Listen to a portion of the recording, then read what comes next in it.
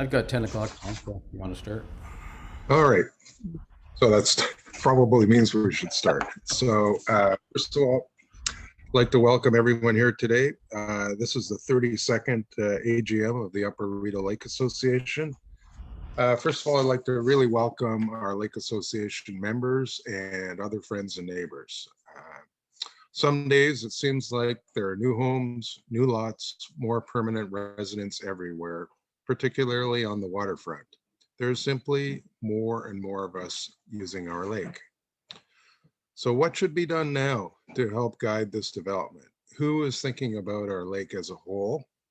Who is thinking about the cumulative impact of all of the individual development actions taken month to month? This morning, we will hear from Summer Casgrain Robertson and Tracy Zander to help us interpret what we are witnessing and advise on what increased development could mean for our lake. And Mayors Hugan Boom of Rideau Lakes and Mayor Robin Jones of Westport will share their messages and perspectives. They and their respective councils deal with development issues each and every day. I should say as well that once again, we are missing some American friends and Lake Association members. Even though you cannot yet be with us physically, we wish you well. Before we start, I would like to simply thank each and every person who volunteers to support our association and to support our lake. Everything, literally everything our association does runs on volunteer initiative. Thank you, one and all. So a few administrative notes. Our meeting is divided up into two. First, we will start with our speakers, including questions from everyone who's on the call. In the second half of the meeting, around 11 o'clock, we will report out to our members, including our financial statements. The second half is the business half of our AGM. We will also elect a board for the coming year. This meeting is being recorded. More than 80 households have pre-registered for our discussion, and there is in fact significant interest in the messages that we will hear today. Steve Moretti is the production head for this call today. And Steve, could I ask you to just explain to people how they might pose a question, please? Sure. So on the bottom of your screen, you'll see a little Q&A button. Depending whether you're on a computer or phone, it may be slightly different. If you click on that, you can pose a question, just type in your question. And then Karen Standen, our treasurer and governance lead, is going to sort of manage those questions. And after the two presentations, then she'll direct the questions to John, and he'll get a response, from the appropriate person. So feel free to type them as you think of them, and go from there. If you've got any other issues, just put them in the Q&A, and we'll deal with them. If you've got any kind of technical issues and that kind of thing, so we'll resolve them. Right, and thank you, Stephen. And if there's if people want to target their question to a particular person, they should indicate that as well. Last but not least, please renew your membership to the Lake Association if you've not yet had a chance to do so. We will send out a link to everyone after the meeting to help you renew or join for the first time. Our Lake Association needs your support, and our lake does too. So let's move on to listen to our guests. So I'd like, first of all, we're very pleased to have Summer and Tracy with us today. Thank you both very, very much. Summer Casgrain Robertson is a very senior leader with some 20 years experience with both the Mississippi Valley and the Rideau Valley Conservation Authority. Early in her career, she focused on source water protection. Since 2013, Summer Casgrain Robertson is the head of the RBCA, whose jurisdiction includes the Upper Rideau Lake. Tracy Zander is a professional land use planner with over 25 years of experience working on land development in Eastern Ontario. Her firm, Zander Plan Inc., is based in Perth. She provides expert planning advice on responsible rural and waterfront development, helping property owners and small developers navigate through the approvals process. Both have witnessed significant growth and change in the planning process. Over to you, Summer, to lead off, please. Excellent. So I am going to share my screen, and hopefully everyone's able to see my slide deck. So are you able to see my slides? Yes. Excellent. That looks good. Okay. All right. So it was a really interesting topic when John approached me about development on the lake. So I've been thinking about it for the last few months. And I think what I came to realize is really uncontrolled development in the province of Ontario is actually what led to and triggered the formation of conservation authorities. So I thought I might just start with one brief slide on the conservation movement in Ontario. It was really early 20th century, post-war, especially up into the 1930s, when there was poor land, water, and forestry practices. And what it was leading to was a lot of deforestation, which was causing soil loss and erosion. And that, of course, was exacerbating flooding and drought conditions, but also leading to impaired water quality. And so as you moved into the 1940s, there was a growing concern about the degraded state of the natural environment in Ontario. You had anglers and hunters and a lot of different conservation groups standing up and really voicing concern.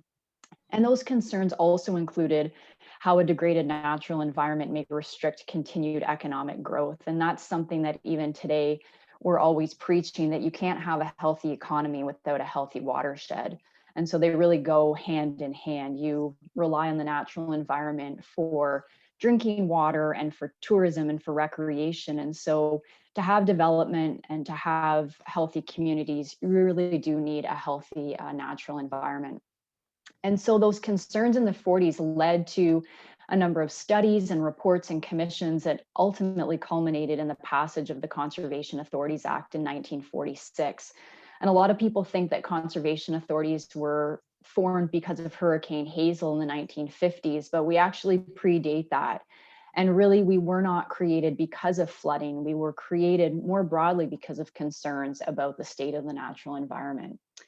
And the Conservation Authorities Act, you know, it's from the 40s, but it's still considered leading edge, and not only within Canada, but internationally, because the premise is that you need to focus on integrated watershed management. And what that really is in a nutshell is conserving and restoring and developing and managing natural resources, but at a watershed scale. And that's what makes the legislation unique. And that's what makes it stand out internationally, is that we're working within the area within which water flows. So really that river basin. So if we fast forward to today, we've got 36 conservation authorities across Ontario, all working at different levels to try to achieve that original goal of integrated watershed management. And I would say in recent years, there's been a bit more focus provincially on looking at the role of conservation authorities in protecting people and property from natural hazards and primarily flooding. And that is certainly a critical part of what we do. But really, we can't lose sight of the fact that our original purpose is conserving natural resources.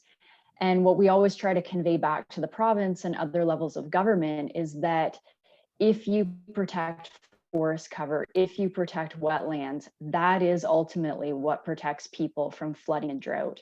Because you can think of all of these forests and wetlands and natural features as really free infrastructure. They're sponges, they're filters, they're providing an incredibly high level of services to the public in the watershed. And if you lose them, that's when you have really uncontrolled runoff, siltation, pollution running into water courses, and that's when you really get into a degraded natural environment.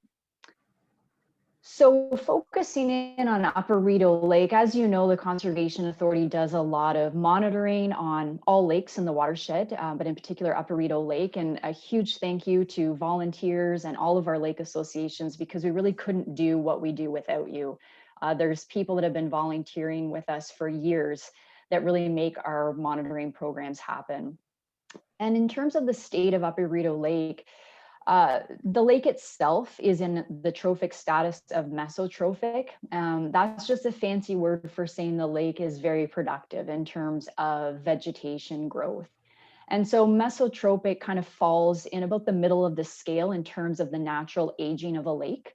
So your lake does have a lot of vegetative growth. And while, you know, if you're a swimmer, you may not be a fan of that, or a boater, certainly fish love it, and a lot of aquatic species. So in that sense, your lake is very healthy because it's providing a really good natural environment for fish and other species. The water quality index rating is considered poor. And that really looks at levels of nitrogen, phosphorus, looks at the pH and the clarity of the lake, things like dissolved oxygen. And sometimes that's just a result of a very productive lake when you have a lot of vegetation growth. So in terms of the state of the lake, what does that mean? So our staff over a number of years and decades have been focused on what are our concerns specific to Upper Rideau Lake. And these are certainly not concerns that are unique to your lake. But some of the things that we flagged for Upper Rideau was things like insufficient shoreline buffer. So really needing to make sure that we maintain that vegetative buffer all along the perimeter of the lake. Development pressure, obviously you're seeing it, we're seeing it. Back in the day, lake country was truly cottage country. People lived there seasonally. They moved in on the May long weekend. They left around Thanksgiving. Cottages were small. It was a very different type of development. Now we see a lot of people living year round around lakes, and just a real increase in development pressure, not only through redevelopment, but also new development on remaining lots. Stormwater management is also a concern. So that could be commercial or municipal properties where we have stormwater that's outletting into the lake. And also agricultural runoff. So obviously the potential for E. coli and nutrients to run off of agricultural fields. And all of those types of concerns would lead to an increase in things like algae blooms and aquatic growth, because nutrients running off into the lake is what feeds that vegetative growth. So what do we do about it? There's a few key recommendations that have been on the books for Upper Rideau Lake, and one is protecting and increasing that natural shoreline buffer along the lake, and also to improve the management of both agriculture and stormwater runoff. And I do want to note that there's one encouraging trend. So our water quality staff have been seeing total phosphorus concentrations showing a steady decline. And that's a positive thing. So phosphorus is one of those parameters in the lake that will really feed that vegetative growth and will cause your lake to age more quickly than it needs to. So that's an encouraging sign that best management practices are working. And it's a reminder to continue what we're doing. So the role of the Conservation Authority, there's two areas where we really help act on those recommendations. And one is working with individual landowners more at a residential and an agricultural level.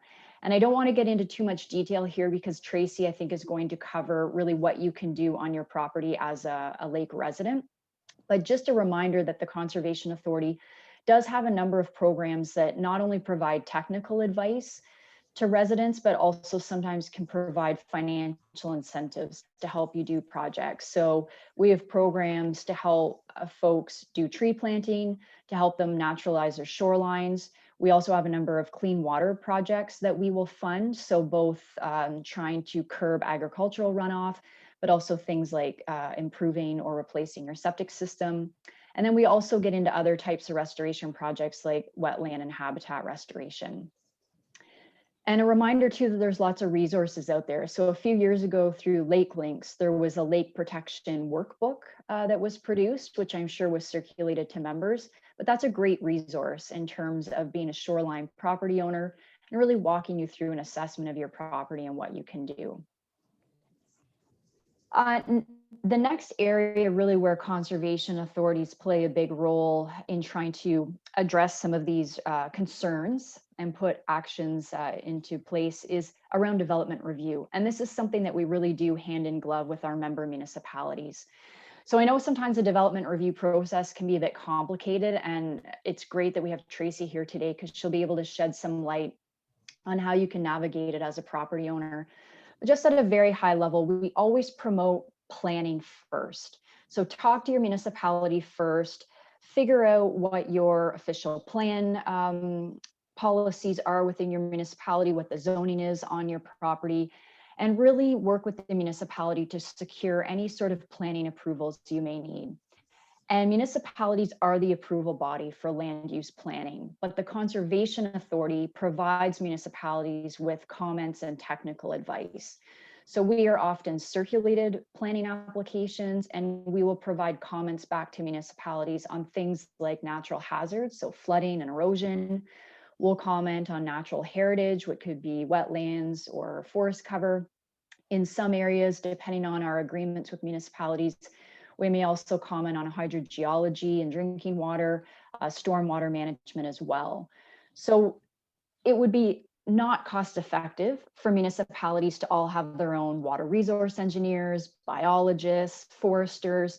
So really the Conservation Authority model is that municipalities pool the resources, they have a shared conservation authority, and they can tap into our technical experts at any time. And one of those areas where they tap into our expertise is certainly around development review. Even when municipalities are updating their official plan, we will comment during that period. And projects like right now we're commenting on Rideau Lake's official plan, which is great. And even Westport a few years ago, when they were updating their municipal sewage treatment plant, they formed a technical advisory committee and were kind enough to invite our staff. So we were able to provide some engineering and septic expertise to help them with that process. And once you're through the land use planning process, then really you shift gears and you secure all the permits you may need. So you may need building permits or septic permits or permits from the Conservation Authority under Section 28. And that's when we would work with property owners directly to review applications that come into us to develop maybe in areas that are prone to flooding or erosion, or may interfere with a wetland or involve any watercourse or shoreline alteration. And I should point out too that there's other levels of government on the Rideau system that you may need a permit from. There's Ministry of Natural Resources and Forestry, Department of Fisheries and Oceans, and Parks Canada. So there are a lot of players in the development review process, but I just wanted to highlight today on this slide the key roles that the municipalities and the conservation authorities play and how our work fits together. And last but not least, just a final slide on looking ahead. And really when we think about some of the pressures as we look ahead is really an increasing demand for development. So we are not anticipating any sort of decline in the demand and pressure around development. So the easy land to develop is typically gone. A lot of the land that's left has constraints on it, and so it's more challenging to develop, but just given land prices and real estate prices and just demand for housing, we're seeing people turn their attention to lots and trying to develop lots that really 10 or 15 years ago, people wouldn't have paid too much attention to. And of course, concerns with climate change. So looking ahead to periods of less rain and higher temperatures will only put further pressure on aquatic environments like lakes. So some of our priorities when we look ahead is really promoting and encouraging low impact development. And that would be both at residential, commercial, and municipal levels. And that's really all about increasing infiltration to reduce runoff. A key priority for Upper Rideau Lake is effective stormwater management. So looking at municipal outlets, but also agricultural and commercial, and really looking at improving stormwater management through types of projects like retrofits, which are becoming more and more common. Also looking at effective policies at all levels of government. So our conservation authority right now is reviewing and updating all of our development review policies, but also provincially right now, there's a lot of review going on with the Conservation Authorities Act. And so paying attention to those types of processes and making sure that changes are effective and will continue to protect the natural environment. And modernizing science and monitoring. So we've been monitoring for many years. We've got great baseline data, but there's always new technology and new approaches out there. And so we are doing a comprehensive review of our monitoring programs to make sure that we're not only monitoring in the best way at the best locations, but that we're monitoring the right parameters. and a need to update watershed planning. So this is a role that municipalities and conservation authorities really need to do together, but it's really taking that 50,000 foot view of the watershed, looking at the current state, looking at the pressures, looking at future concerns, and really figuring out what actions we have to put in place across the watershed to make sure that that shared resource stays in good health for future generations.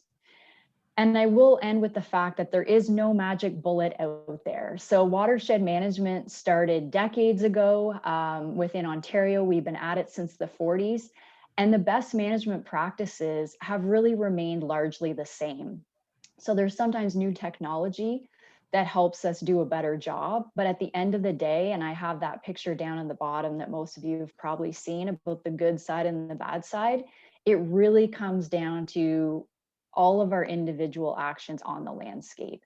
And I like to think of the natural environment as you get what you give. And so when you're a good steward on the land and you're implementing all the right best management practices on your property, then the lake will be in the state that you want it to be in, which is good for recreation and boating and swimming.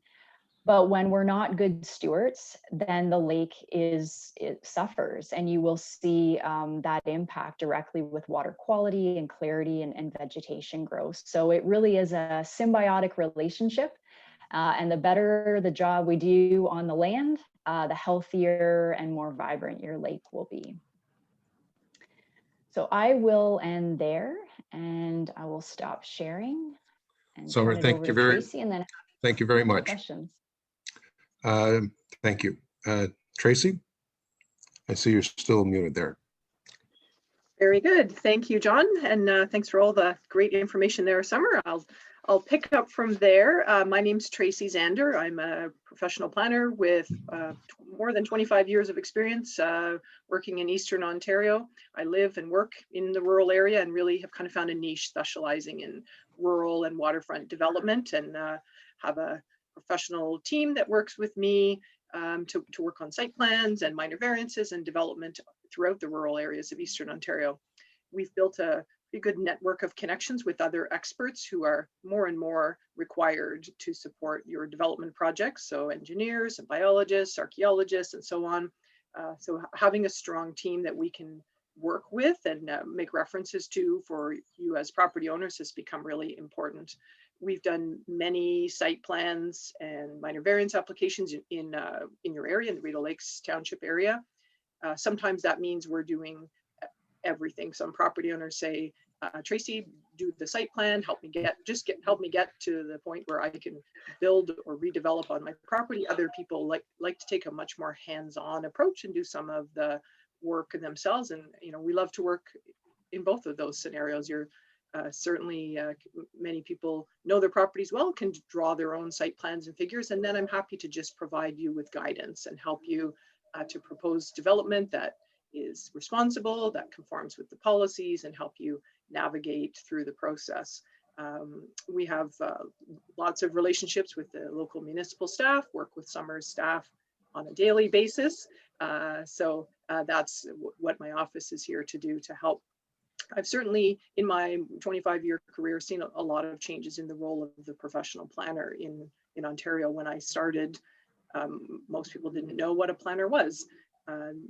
Severances, minor variances, site plans were being done by surveyors and engineers, and the role of the planner was quite small. Many rural townships didn't even have planners on their staff. So that's certainly evolved a lot.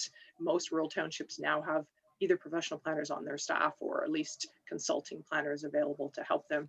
And the role of the planner is really to kind of tie together the policy framework, but also the social framework, the economic impacts, and help to bring responsible development. And so having planners both on the municipal side and on the development side certainly helps in that way.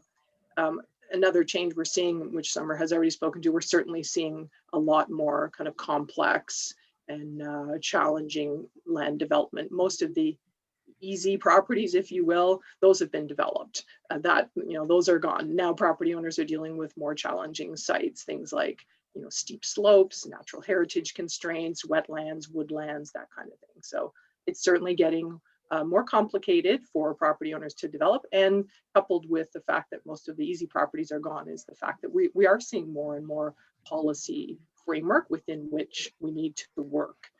So that's, those things are kind of evolving through my career for sure. In waterfront areas, I think we're definitely seeing less lot creation simply because there is less land available that's of sufficient size to be divided.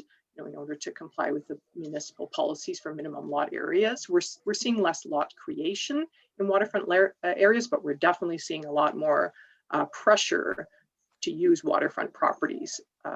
People are converting their seasonal dwellings to year-round dwellings. We're seeing a lot more intensification. Lots of people are working from home, particularly in the last year and a half or so. It won't be a surprise to say that we're certainly seeing a lot more people wanting to work from home. So those are bringing a lot of pressure to our waterfront and our waterfront properties. There are some positive things though. Certainly in the last few years, we're seeing more and more options for tertiary or higher level septic treatment systems. And that's really important. Even about 10 years ago, there was really only 1 or 2 tertiary septic systems on the radar. There's quite a few more technologies available today. They are generally smaller footprint septic systems. They take up less room. There's more opportunity to move those farther back from the water body. They're less expensive to install than they used to be. So that's a significant change I think we're seeing that's really helping development and redevelopment on waterfront lots. We're also seeing more kind of control or implementation of lot coverage and floor space index provisions in municipal zoning bylaws. So lot coverage is how much of a lot can be covered with buildings and structures and decks and things like that. So those policies are being enforced quite strictly, and that's helping to manage the scale of development on properties. And then particularly in Rideau Lakes, we're seeing things like shoreline planting plans, which are really mandatory now on every waterfront redevelopment.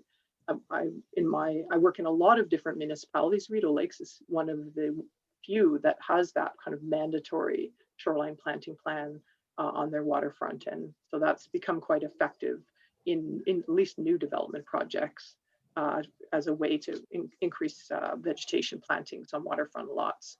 So what can we do going forward? I agree completely with Summer. We're not going to see less development pressure on our waterfront lots. That's going to continue. That's the reality. So we really need to just continue to be responsible with our development. And as a professional planner, I like to work with property owners and help them to bring development that complies with municipal and conservation authority and other agency policies, and that is responsible. And so that includes things like in redevelopment projects, moving development back from the waterfront as much as possible to increase that setback to the lake, using things like tertiary septic systems and having those farther back from the water, shoreline planting plans, and then stormwater management as well, as Summer said. So things like using infiltration on the site, directing eavesdropping and roof runoff away from your water bodies so that there's less stormwater impact on the lake. Definitely relatively simple things that we can implement on when we're doing waterfront development. And then the shoreline planting plans and vegetation plans. We've used many of the resources that Rideau Valley Conservation Authority has to guide property owners with vegetation species, the planting plans themselves, the availability of vegetation, excuse me. And then Rideau Lakes in past years has had the property inspection program as a way to kind of see if property owners are actually implementing what was approved on their lots through the site plan process. And again, one of the few municipalities that I know that's doing that, but actually following up and taking action. Are people doing what was approved on their lot? I think kind of big picture, particularly on waterfront lots, it's really important to simply build to the scale of the lot. And that's where the lot coverage and the floor space index criteria come in. But on small lots, there's going to be a limit to how much development is reasonable there. And so we really just need to pay attention to the size and scale of lots and the intensity of development that is appropriate. on a lot by lot basis. And then organizations like your Lake Association play a really important role in educating your membership and property owners and sharing information and resources across the watershed. For me, it's very exciting to be involved in waterfront properties. I get to do lots of fun site visits and see beautiful, beautiful locations and beautiful properties. I really like to help people kind of realize their dreams of developing and redeveloping and living on their waterfront properties, balancing that with protecting our lakes and our water bodies through responsible development. So my goal is always to find that balance. I respect that people want to use their waterfront properties. At the same time, we have to find a balance to protect and enhance the natural environment and your water bodies as much as possible. I'll leave it there and happy to answer questions. Thank you. Tracy, that's great. That's great. Perfect. So I think we've got several questions already from the floor. Karen, would you like to proceed? Yes, thank you, Mr. President. We have 3 questions which I'll direct to both panelists, but perhaps we can start with Summer. They speak about prioritizing effective practices for shoreline development. Our first question comes from Allison Smith regarding if we start to see fatigue among local people as we continue to push for better waterfront practices, can we prioritize the most effective practices? And can we focus on the parts of the lake that science tells us are most damaged? And perhaps I'll just raise 2 following questions which speak to the same one, starting with Summer, and then please Tracy can answer. From Janet Purchase, is there any way to require development of shoreline buffers on new and existing private properties beyond just education? And from Melanie Todd, does anyone monitor or enforce development? She speaks of thinking of shoreline infrastructure and development that pops up each year, adding structures to the lake. So perhaps, as I mentioned, we can start with Summer and then move on to Tracy. Thank you.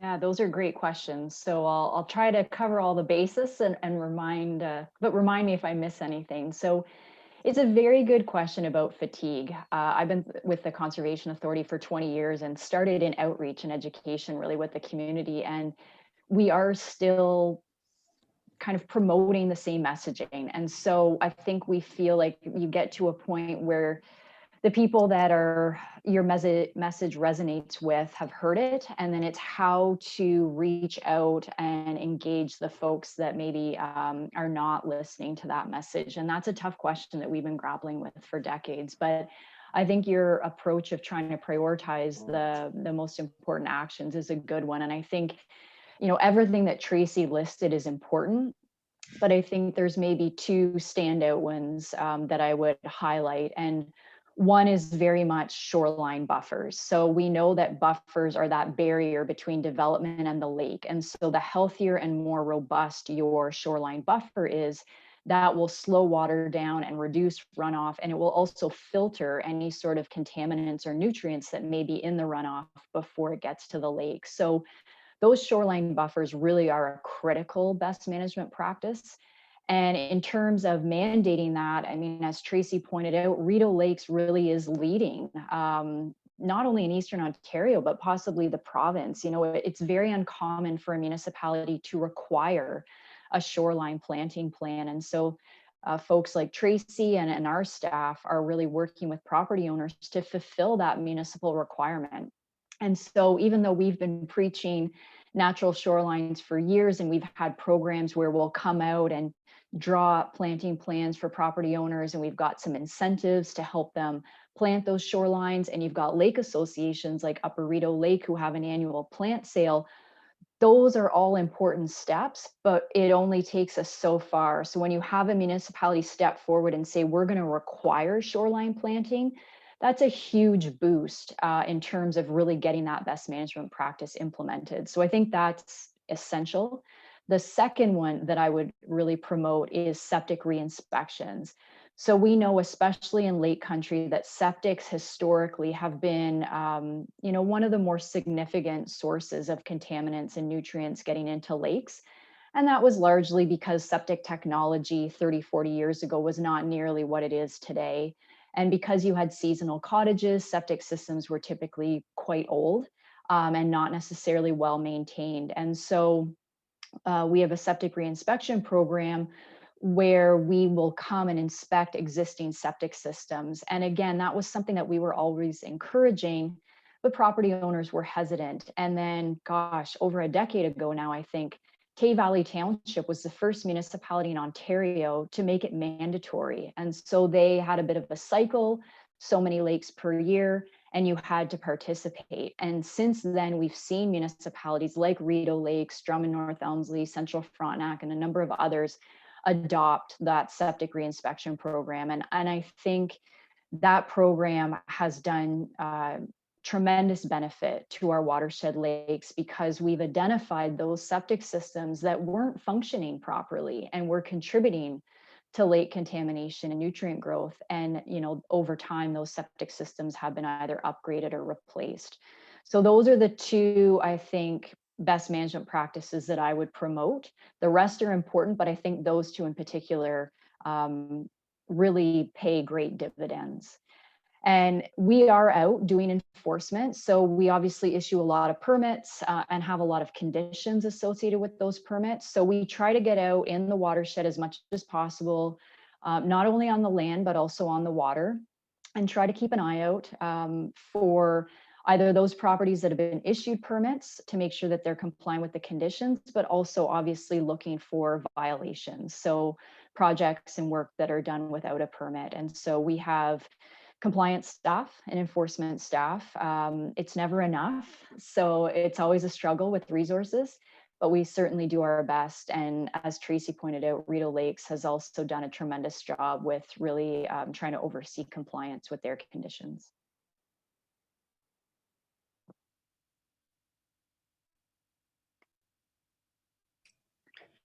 Thank you.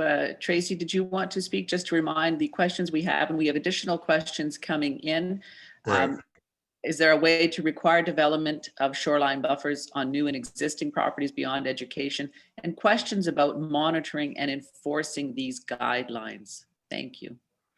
Right. So yeah, the planning tools really are zoning and site plan control. And as Summer said, and I've said, Rideau Lakes is really one of the most progressive municipalities in Eastern Ontario for sure, that's requiring those shoreline planting plans and natural heritage screening reports for every waterfront redevelopment project. So there can be words in the zoning bylaw, policies in the zoning bylaw that require those kinds of measures, and then implementation is through site plan control. And so that's what Rideau Lakes is doing.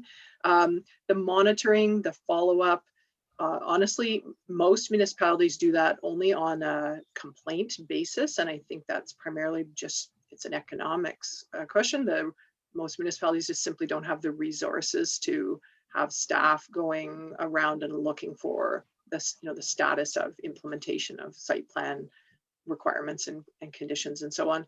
Rideau Lakes has in the past had their summer, I think it was a summer student doing an inspection program following up on site plan approvals over the last few years. So that's really the way to do it. If you have the resources at the municipal level to follow up, issue notices, orders, you know, and then property owners are required to act accordingly to either remove structures or, you know, replace or whatever falls out of that. So those are kind of the tools.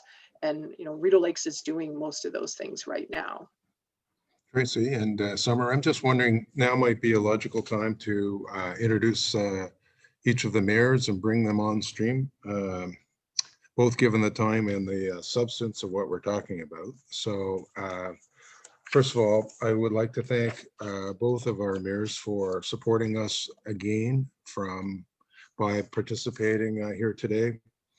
Certainly as an observer of you know, the municipal decision-making process, it's my feeling that it's not always an easy time to hold elected office. And, you know, kudos to everyone, including some of the municipal councillors who are also with us today, including both councillors from our ward here, Ron Pollard and Bob Lavoie. You know, we don't necessarily always agree with your decision, but you are the government and you've always been accessible to listen to our concerns. So Mayor Hugenboom, do you want to start off, please?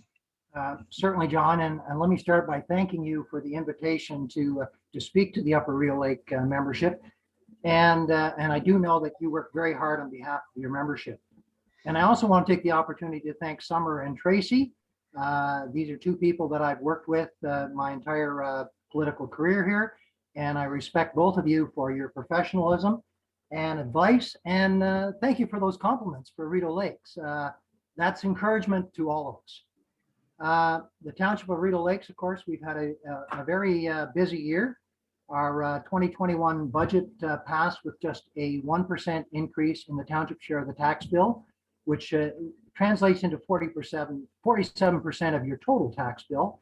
And when we combine that with the county and the school board, it comes to only a 0.46% increase. Overall, we are still in Rideau Lakes, the third lowest rate in all of Leeds and Grenville. And just for information, our budget is about $19 million, and we are spending about 4.7 million of that on capital work.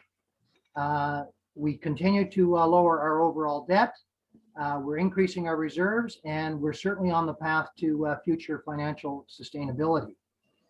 Let me talk a little bit about property values. I know that particularly waterfront property values in the last year and a half to 2 years have risen dramatically, and the Municipal Property Assessment Corporation has postponed or delayed the reassessment process for 2 years now. And so I have a lot of emails that I get from taxpayers with concerns and they fear a dramatic tax increase. And I want to assure you that in our township, we will not treat this as a windfall financially for the township. And I certainly will work to make sure that if we see a significant increase in our property values, that we will reduce our tax rate appropriately. Now, of particular interest to waterfront property owners, I can report on a number of things. Our Lake Association Committee, which started about a year and a half ago, continues to meet quarterly. And we continue to provide grants to each lake association. And the Upper Rideau Lake Association did receive $2,181 from Rideau Lakes Township to use as they see fit.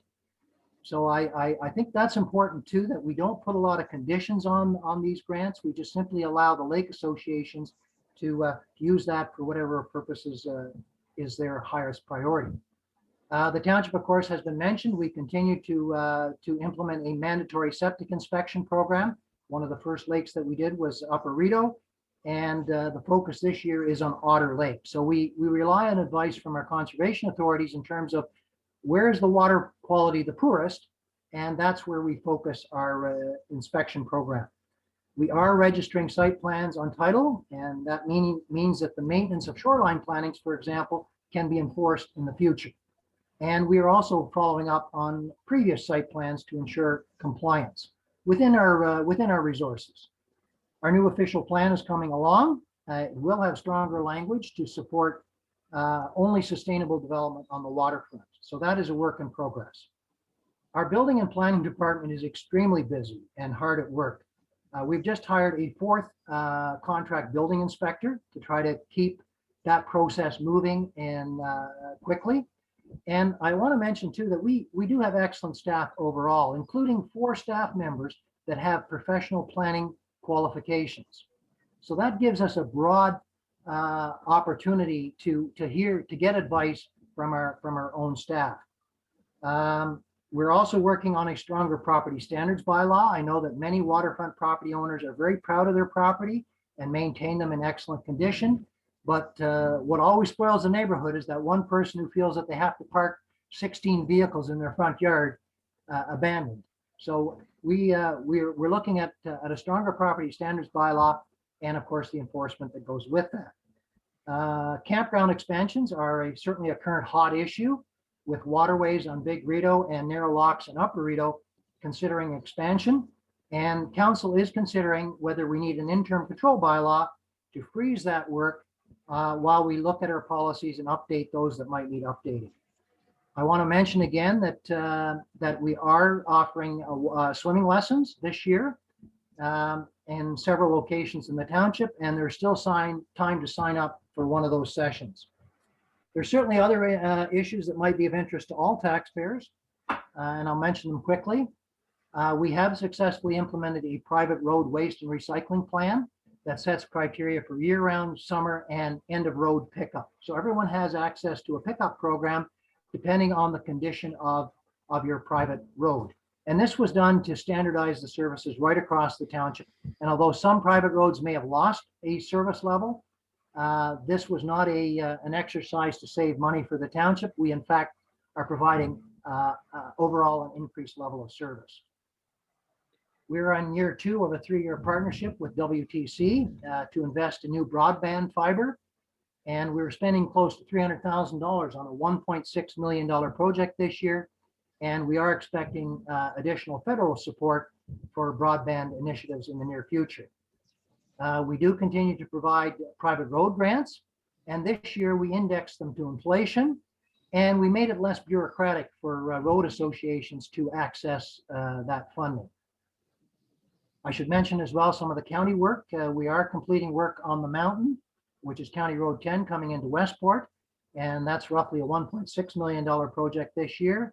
And also the Newborough Bridge is going to be finalized this year. And again, that's in the $1.6 million cost range. We have received a commitment from the Minister of Transportation for traffic lights at the Crosby intersection. I'm hopeful that that work will start this year as well. And we have started an affordable housing committee, and recognizing the challenges that people with lower incomes are having with respect to finding rental income, or even some of our seniors in terms of finding that place to live after you no longer can maintain your large home or your waterfront property. And we are focusing that initiative on the hamlets of Newborough and Delta right now. I've been involved in meetings and have commented on the Parks Canada Management Plan, which of course is a challenge to many of us. And that's of course a new plan that we're working on for the Rideau Canal. We are currently undertaking a visioning exercise for Newborough as a hamlet. And that's in follow-up to an exercise that we did a couple of years back for Portland. We do have an architect working on consultation and preliminary designs for a future municipal hub in Portland that might include new municipal offices, a community hall, a library, and potentially other components. So that's a work in progress. And finally, we're in the final stages of hiring an economic development cultural heritage coordinator, which again will support our strategic vision of economic development and tourism. I want to mention to the membership that I do continue to do a monthly video on township issues, with the June one being on the planning process overall and campgrounds specifically. If you are interested in staying current, please subscribe to our e-newsletter by contacting Leela Stafford at rideaulakes.ca. This is a community e-newsletter that comes out roughly every 2 weeks.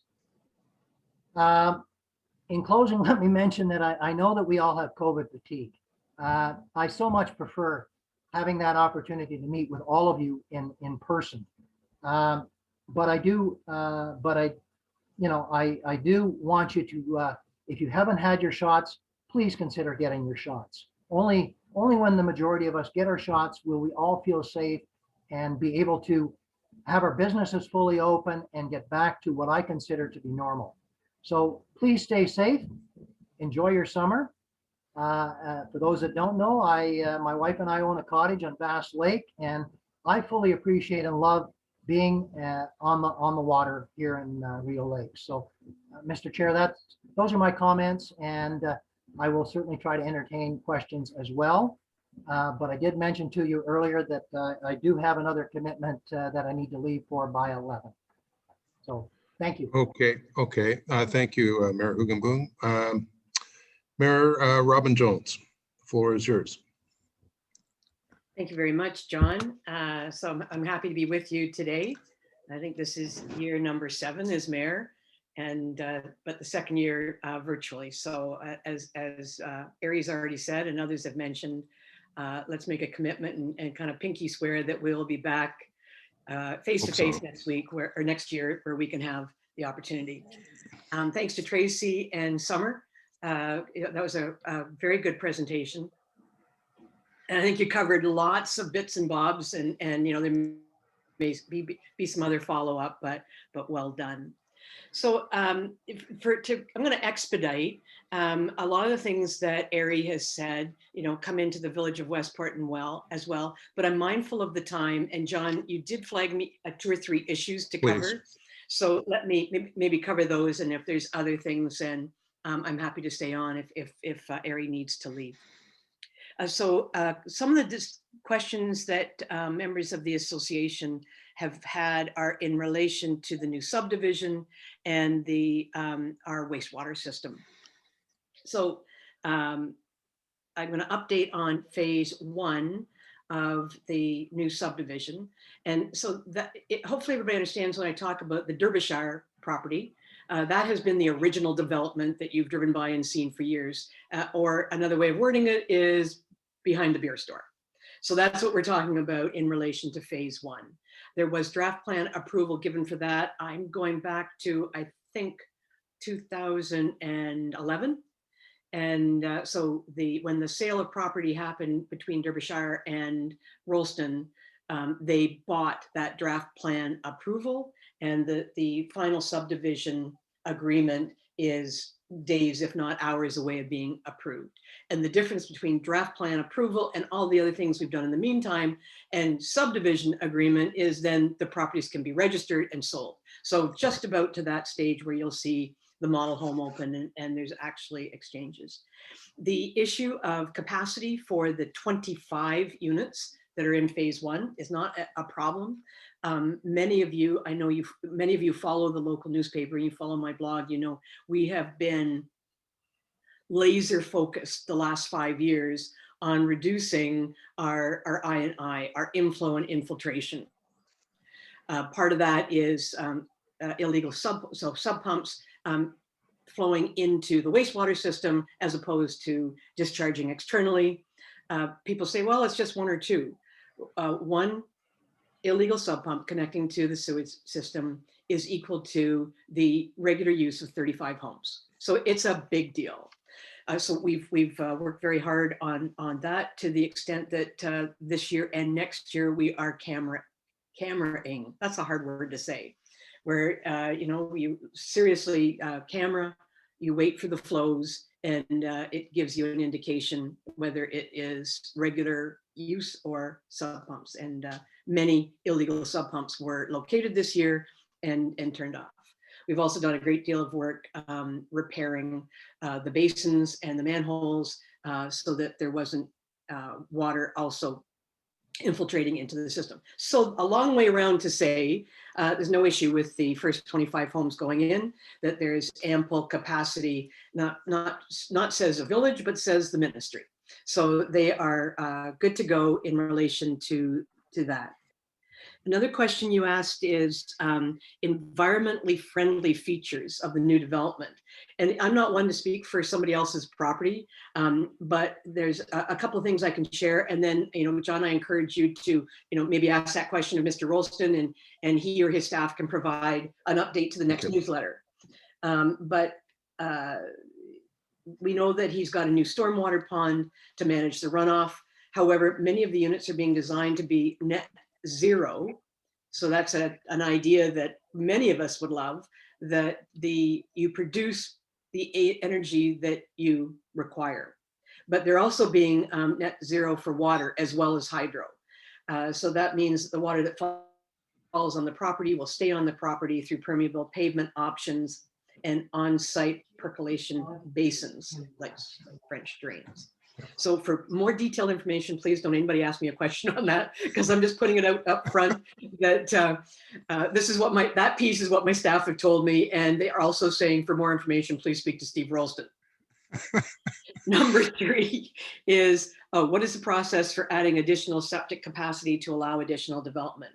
So I did hear Summer say that when we did the original EA, Brian Stratton, and I know we had 2. I'm just gapping this morning. I apologize. Harry Davidson. Thank you. That were on the technical team and provided great support and lots of information. And Scott Bryce was our clerk CAO at the time. And I think that they formed relationships that have continued today. But the process is pretty well the same. the system, the subsurface disposal system was designed to have a rated capacity of 350 cubic meters a day. And we know that it works extremely well.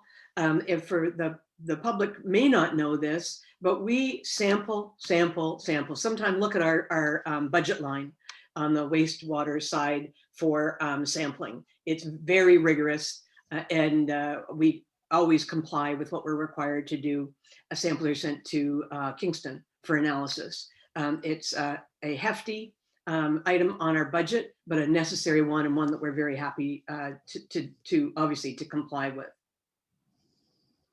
So we completed, so to increase the capacity so that the subdivision can grow, we are in with the timeline. We completed the EA in 2016, and you can basically use a lot of your tests that you do, a lot of your examinations for a 10-year period. So we are not required to do a brand new EA. We have submitted an EA amendment, which is designed to treat the wastewater to a higher level to increase the capacity.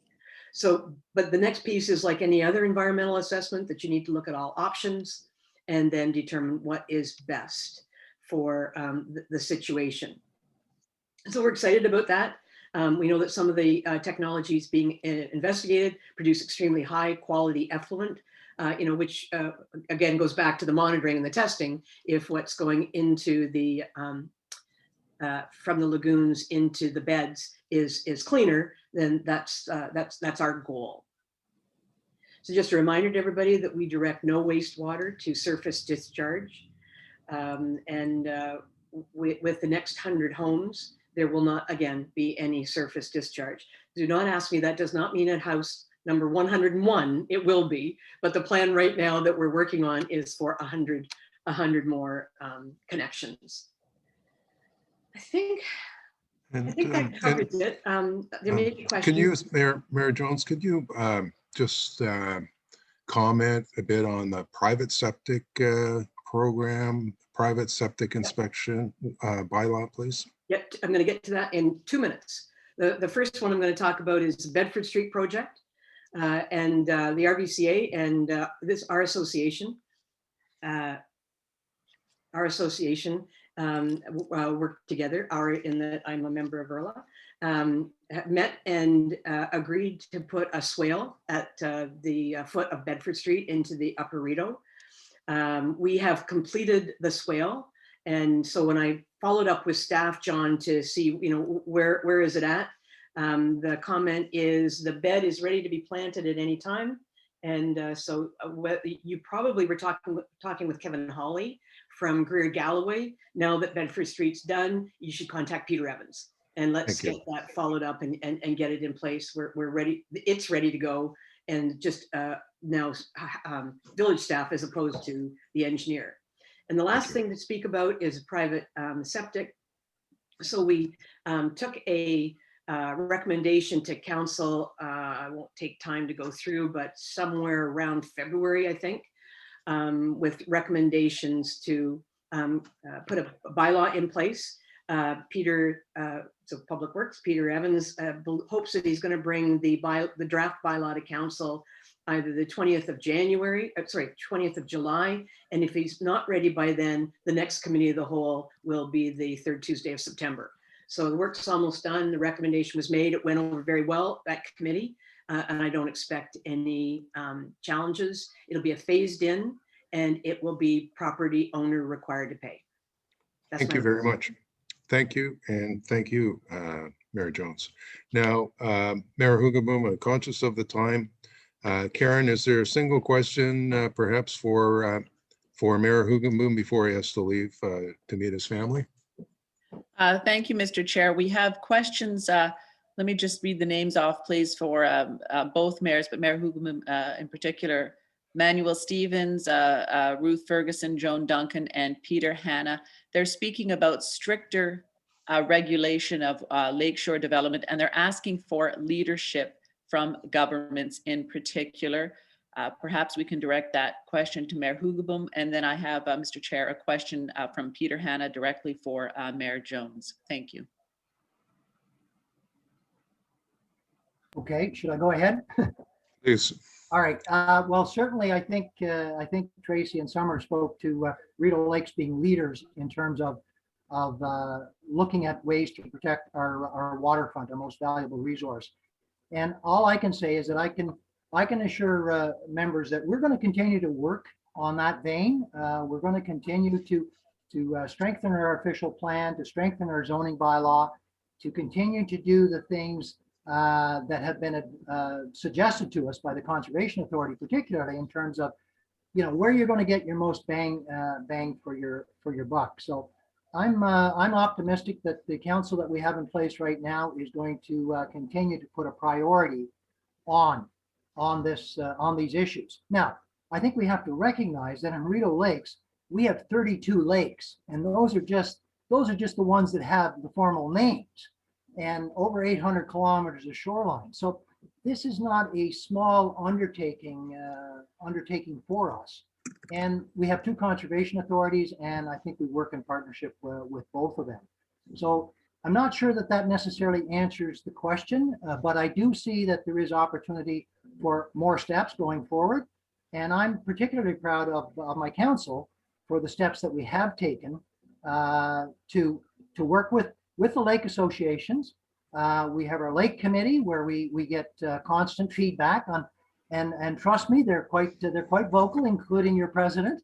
And we take all of their advice and look at it critically and determine what portion of that, and sometimes it's only a portion, and sometimes it's all of it that we can act on fairly quickly. But we have not shied away from spending money on waterfront priorities. Thank you. Thank Yes, sorry, Karen, go ahead. Yes, a question for Mayor Jones. I'll just repeat them because I've received another one for you as well. From Peter Hanna, should municipalities be pursuing more general vegetation protection on all waterfront properties using powers under the Municipal Act? And a follow-up question from Allison Smith. Mayor Jones, understanding the process you're undertaking for the private septic inspections, when will the first actual inspections happen? Thank you. Thank you. I'll answer the second one first because the best answer I can give you is I'm not sure yet. Karen, let's see what the recommendation from staff is.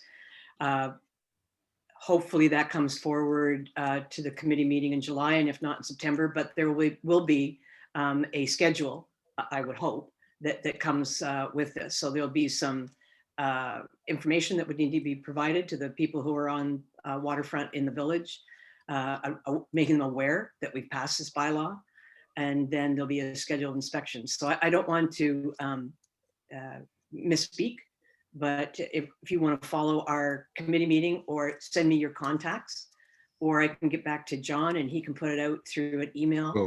All right, then we'll do that. Once we have a sense of what's been passed by the village, by the government, then we can let you know. So John's nodding yes.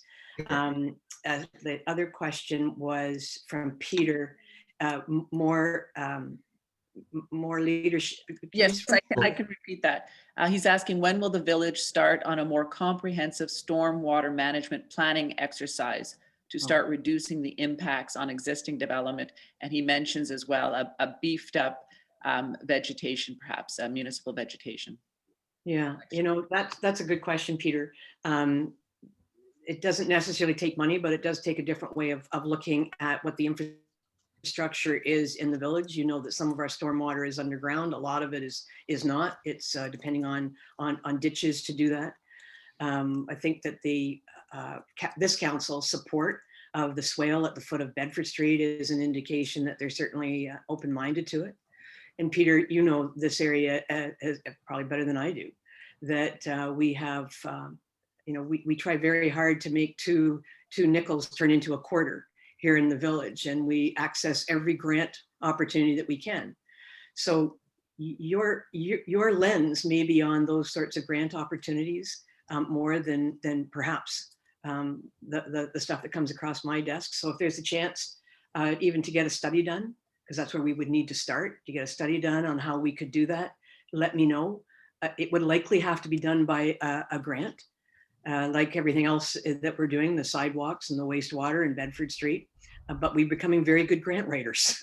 So I'm mindful of it, understand the concerns, and happy always to work with you, Peter. Thank you. Mayor Hugenboom, do you have to leave now? Is that, I can leave in a few minutes, but I okay, I didn't want to cut off questions or, okay, just so your membership know, I have a baby shower that I have to go to for my daughter who's going to have her first child in a month's time. And she's a heavily diabetic person, so it's a real challenge. So it's going to be a miracle baby, which will be our 10th grandchild. So Nice. Grandpa needs to show up for these things. well, let's take a couple more questions then, please, Karen.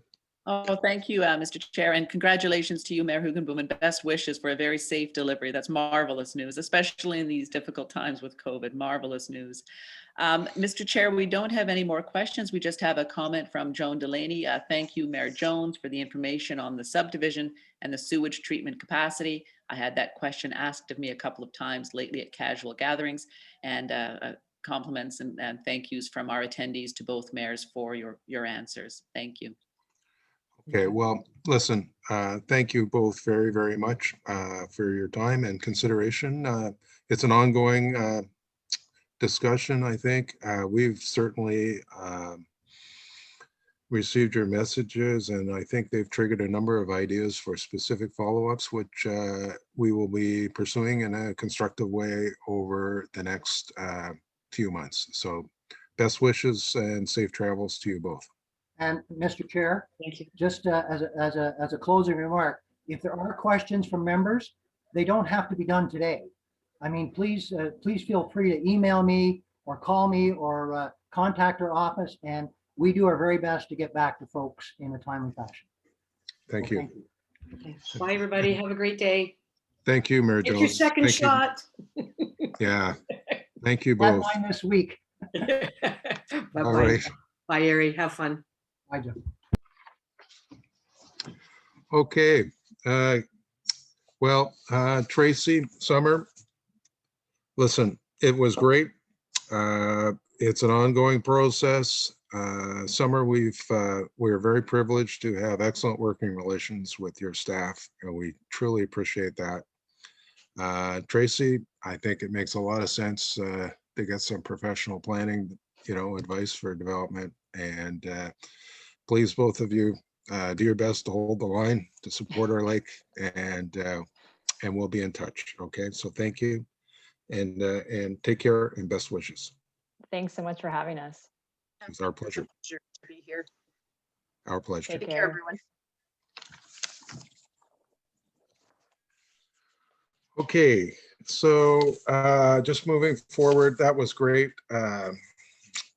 But now we need to really turn towards the more administrative and business part of our annual general meeting. So we basically severed the first part off in order to have a more interactive, dynamic discussion. But the second part is a bit more administrative and really relates to the business of the Lake Association itself. So first of all, we need a motion to approve the agenda that has been sent out. It's pretty standard. I would move. Is there anyone who would second the motion, please? Steve, maybe I could simply ask you, do you mind? Yeah, and I just to let you Okay, know what we're going to so- do voting is we put up a little poll, and if you could just, we need to sort of do this formally. So if you could just quickly vote on that, and we're going to put up one more poll question. If you could just let us know whether you're currently a member of the Lake Association, that would really help. Right, because thanks for raising that, Stephen, because only Lake Association members can vote, please. Okay. We've got 100% that have voted to approve the agenda. So thank you very much. Okay, And I'm just thank going you. And then second motion. Sorry. Sorry. Yeah, just in terms of the Lake Association, if people could quickly Minutes. just vote on that, or not vote, just let us know that. I'll throw that up here. In a Minutes. second here. Stop sharing. Okay.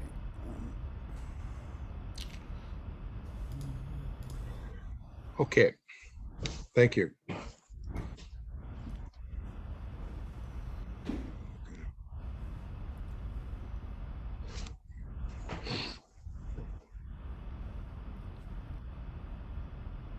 Okay, Steve? Yep. You can Okay. go on. Okay, so I think I'll just start with the president's report. First of all, I should say, I was thinking about our Lake Association and our board in particular. Everyone on our board is working hard, doing a great job.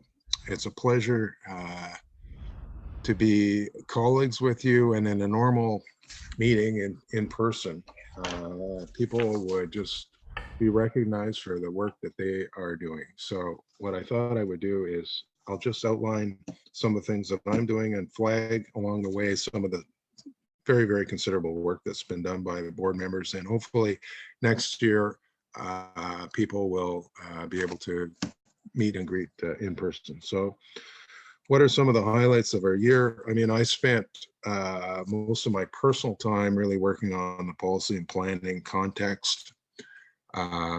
We worked with the Township of Rideau Lakes, as Mayor Hugenboom said, and councilors alike to input into the official plan.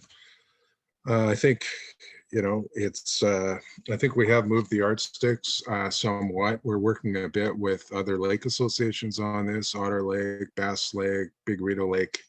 But our view is that the township should go further. This is an important piece of policy for them, and you know, we'll continue to push them on this. Dave Counter and I think Michael Hogan and others tried to influence Parks Canada on its management plan. Parks Canada has a 10-year management plan drafting underway. As people may know, Parks is responsible for the Rideau corridor, which runs from Ottawa to Kingston.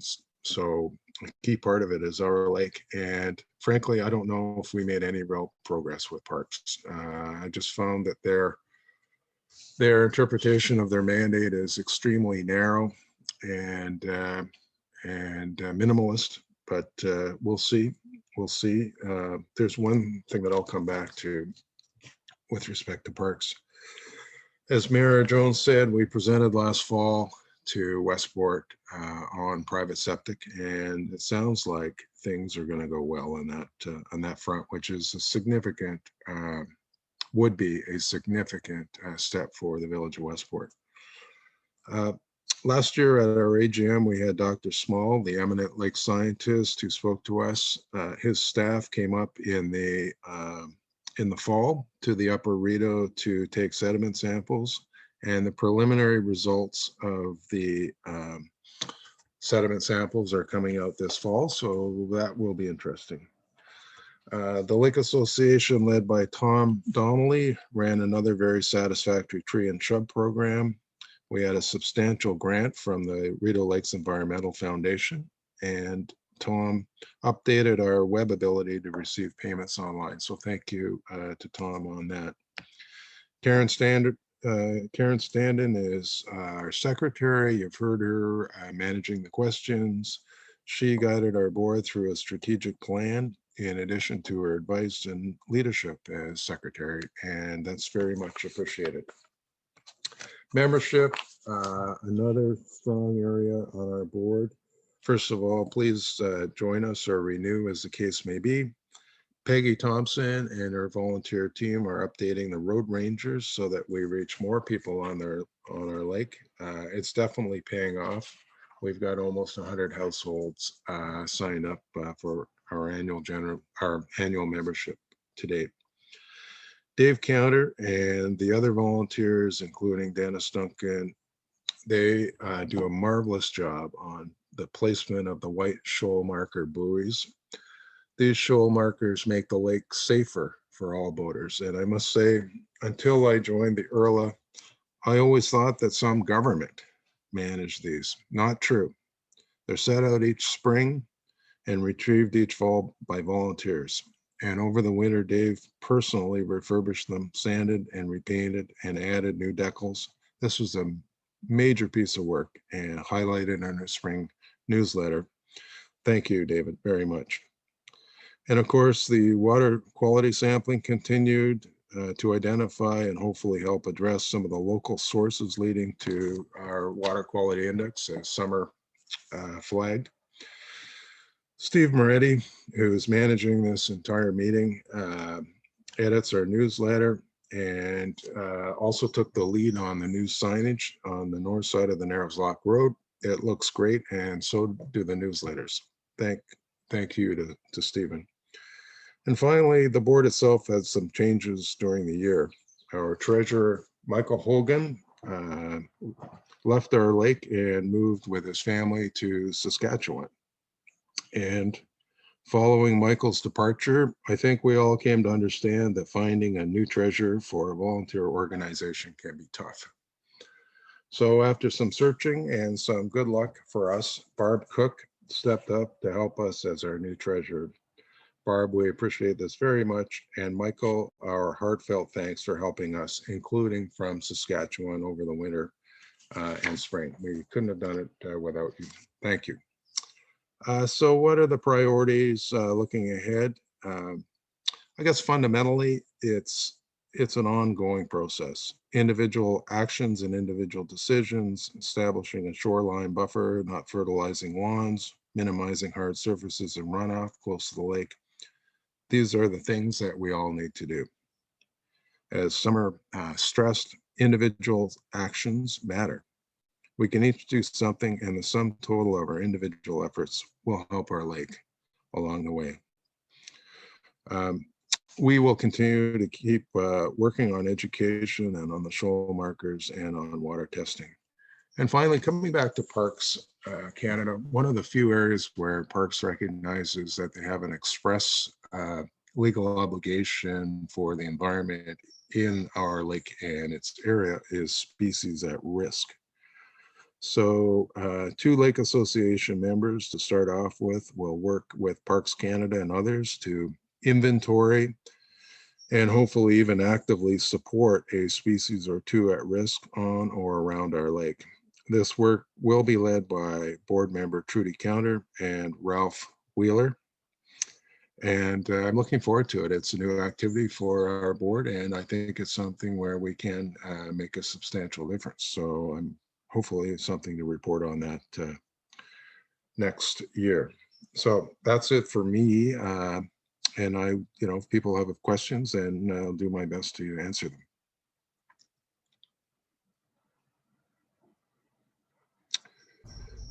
Okay, Karen, are there questions that you're seeing? No, Mr. Chair, there are no questions coming up at the moment. Thank you. Okay, Don Rasmussen, I understand you're available to help report out on and seek support for the RLEF. Are you present?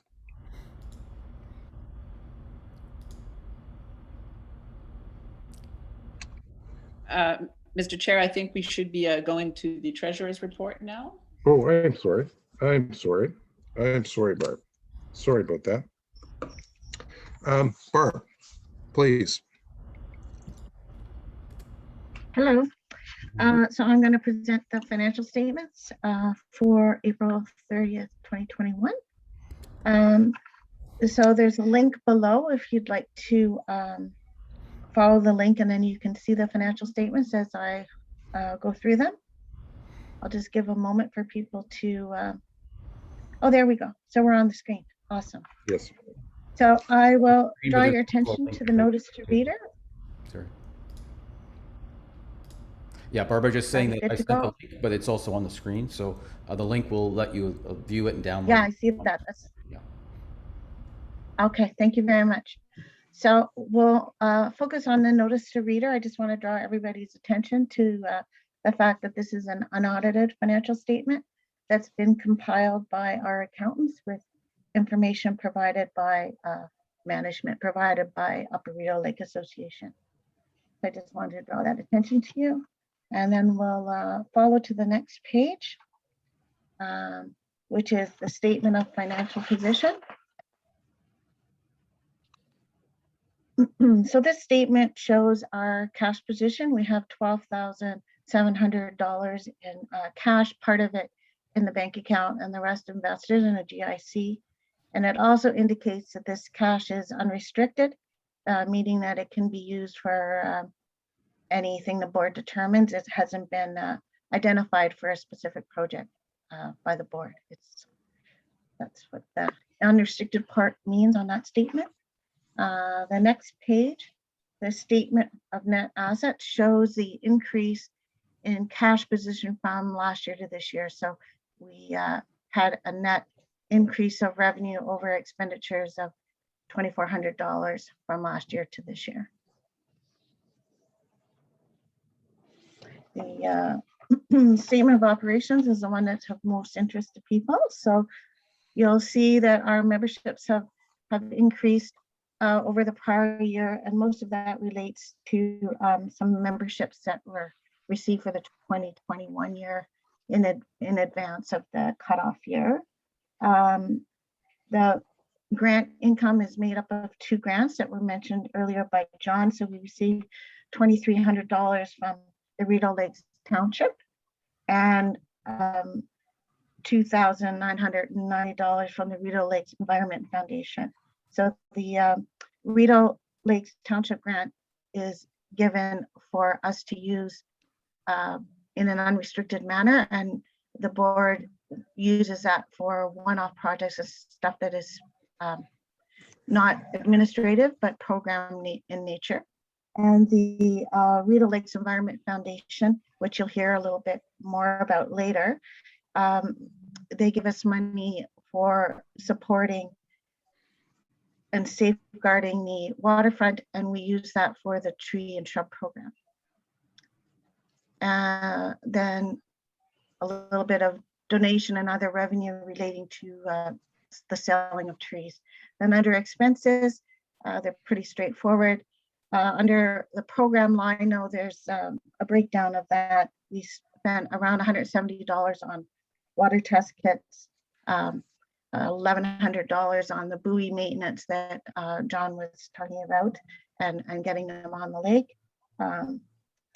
We spent about $500 on a sign on the North Shore, on the north side on Narrows Lake Road, replacement sign, and there'll be one being done in the current year on the other side of the lake. There was an Adrian's Creek water study, and then the remainder, $3,700, was on the purchase of trees for the tree program. So that garnered excessive revenue over expenses of the $2,400. And then the last statement talks about just the change in cash, not the invested cash. So it's basically the same number coming through again. So that's our statements for 2021. If there's any questions, I could take those. If not, we'll just move forward.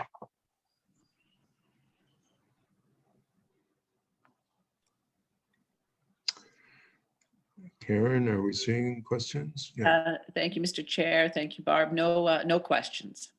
Okay, well then let's move forward with the motions. So it's on your screen now for voting that the unaudited financial statements for the year ended April 30th, 2021 be adopted.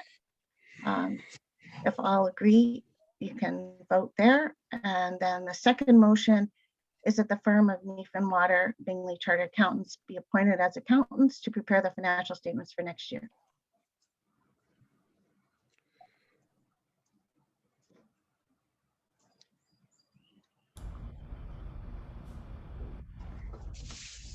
I think everybody's voted. Thank you for that. Right. Yep. Share the results there. And,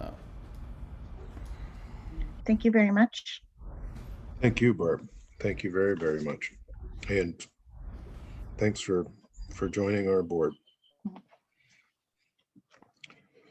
Okay. And I think as Mayor Hoogenboom mentioned, I mean, if people have questions, I mean, they can approach us at any time. So it doesn't have to be today. It's tried to be pretty accessible. So Karen, in terms of directors' reports, they're on the website or will be on our urla.ca website. Is there anything else that we should be highlighting at this point? Thank you, Mr. Chair. That's correct. The director's reports are on the website. A link may be coming through shortly on that. But no, there's nothing to add to the segment in the agenda on the director's reports. Yeah, they're posted. Maybe we should just ask. Yep. Yeah, they're there. Okay. Okay. Thank you.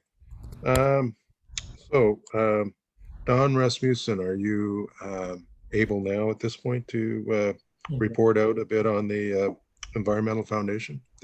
I'm happy Please. to. Thank you. First of all, I've enjoyed your meeting. It gives everybody a very clear picture of what you folks have been up to, and from my vantage point, you've been very effective.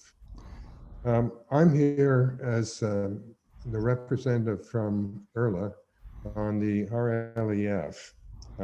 I'm joined by Jane McDonald. RLEF is a charity registered with CRA. It was created years ago by the Big Rideau Lake Association because many of its members wanted to contribute money that could be used to advance the interests of the association. Subsequently, our lake was invited to join, and we did. It is governed by a board of directors, totaling 7, 5 of which are appointed by the Big Rideau Lake Association and 2 by the Upper Rideau Lake Association. The 2, as I mentioned, are Jane McDonald and myself.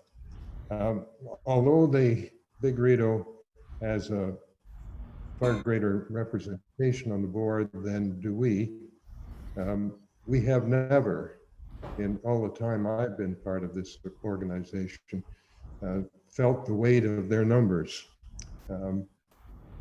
By that I mean, if there's something that Urla wants and can justify, nobody sits down and does an analysis of the donation sheets to see whether or not Urla is entitled to this. Anything that comes from Urla that is environmental, that makes sense, gets supported.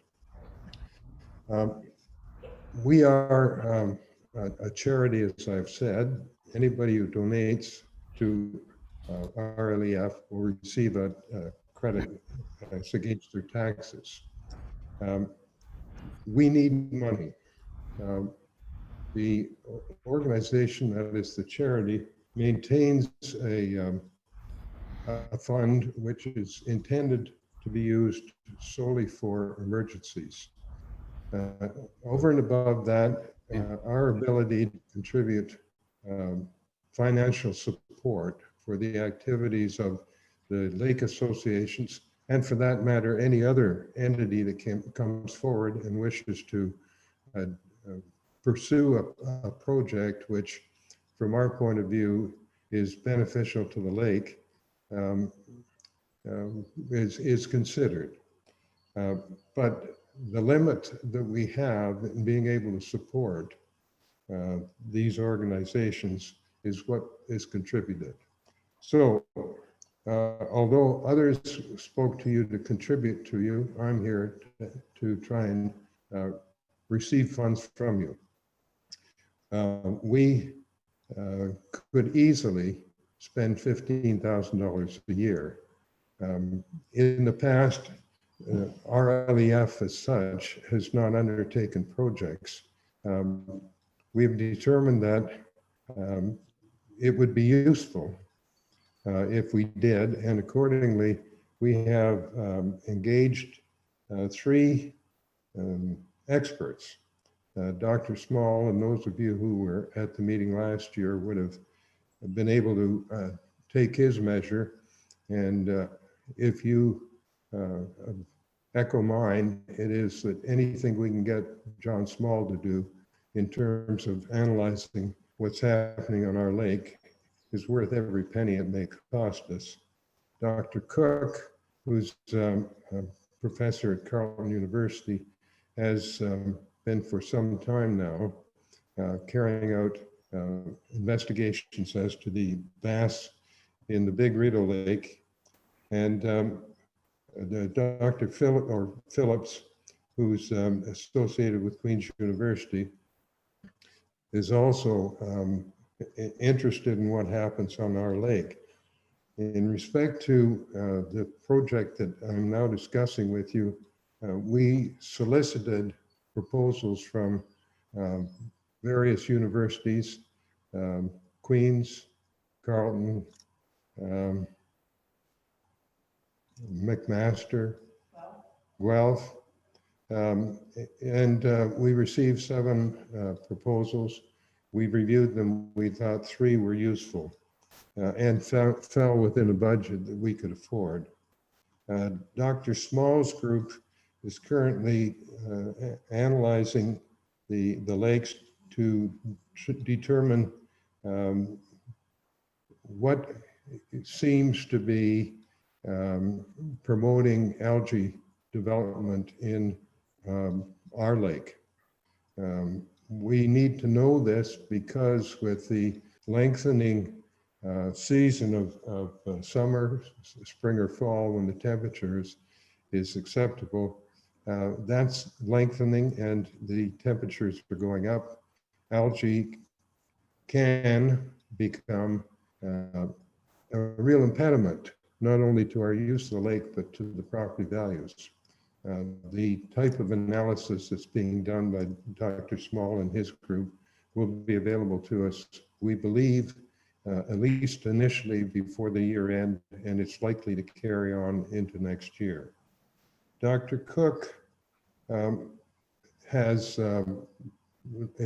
taken the lead in reviewing the benefits that accrue from fish sanctuaries. There are sanctuaries, not on our lake, but on other lakes. And one of the benefits, not only is that it protects the fish, but the quantity of fish, it's almost as though the fish know where the sanctuaries are.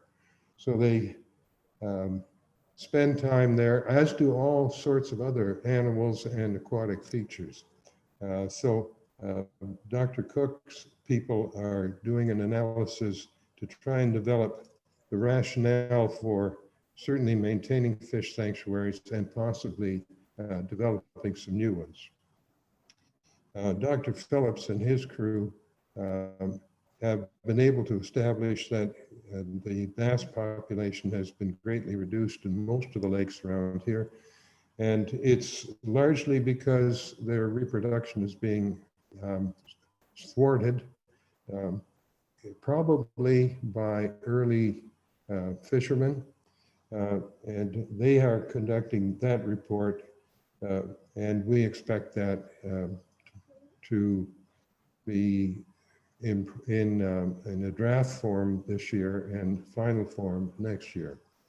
All of that having been said, we would like to see you contribute, and your contributions can be made by check addressed to the Upper Rideau Lake Association, or if you go to Canada Helps, you will find the location where your checks, your contributions can be made. The standard of our lake, as we heard today, is water quality is poor. We, as owners of property and users of the lake, have a real obligation to do everything we can over and above what the governmental authorities do to advance the character and longevity of our lake. The funds which are donated find essentially no expenditure that isn't related to a project undertaken directly to the environmental quality of our lake. And I would ask you people to provide us with some support, and to the extent that you could encourage any of your neighbors or others to do so, it would be greatly appreciated. Don, thank you very much. Just to clarify, I think you indicated that the check should be issued to or written to the Rideau Lakes Environmental Foundation. Right? Exactly. And there was one other thing, John, that I should have said. You've heard about the buoy project on the Upper Rideau Lake. Most checks that, most contributions to RLEF are not limited to the use that can be made of them. We passed a resolution 2 years ago saying anybody who wants to contribute to capital costs in expanding and maintaining the buoys on the Upper Rideau Lake may indicate so, and those funds go directly to the Upper Rideau Lake. Thank you. Thank you. And I think what we can do as well, Don, is we can send out a link, I think, to the online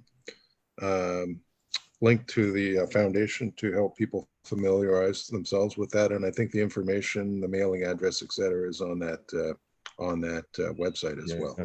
Yes. Okay.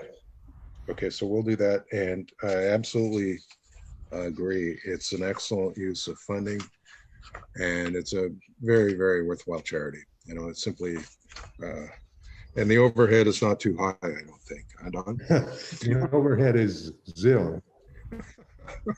All right. Thank you. Any questions for Don Rasmussen? Mr. Chair, no questions from the floor. Thank you. Okay, Don, once again, thank you. And thank you for your help on that other project. And hopefully we can bring that forward next year. So Jane McDonald, over to you.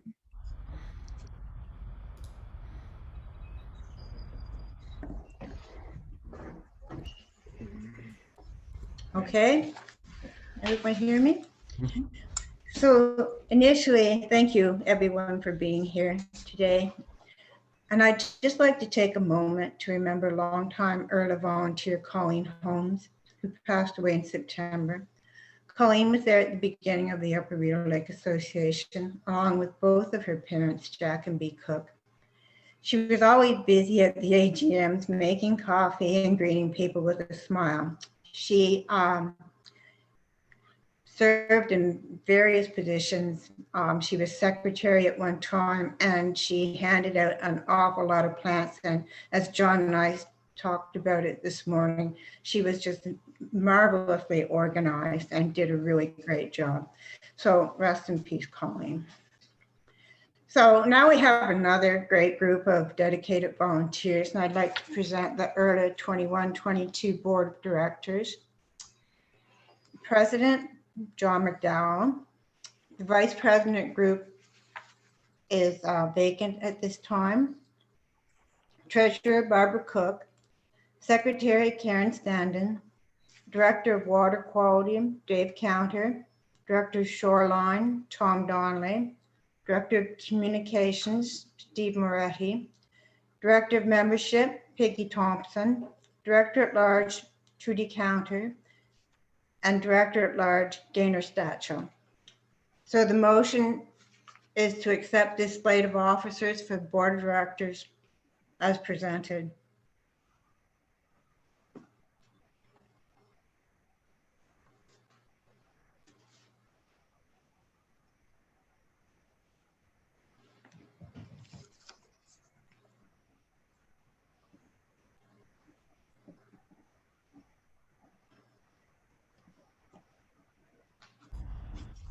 Thank you. Thank you. Thank you. And Jane, thank you very much for the heartfelt remembrance to Colleen Holmes. So okay. Other business, we carried other business and new business on the agenda because it's a fairly standard part of established practice, but actually we don't have a whole lot of new items to introduce at this point. So Karen, are you seeing anything coming from the floor on either of those? Hello, Mr. Chair. No questions or comments from the floor. Thank you. Okay. Okay. Well, everyone, it's July 10th, 2021. It's a beautiful day. Thank you to everyone. Should we have a motion to dismiss? Do we have a motion to dismiss? Sounds like I can move that and Jane might support it. Okay. Listen, everyone, have a great day. I guess we have to vote on that motion, though, Steve. I don't really have a Please. formal vote on that, but Okay. um, Well, put it Pam. this way. If anyone doesn't want to, agree, then speak now or forever hold your peace. And hearing none, declare the meeting adjourned. Thank you very much to the people who worked hard to make this meeting a success, and have a great day, everyone. Take care. thank you, John.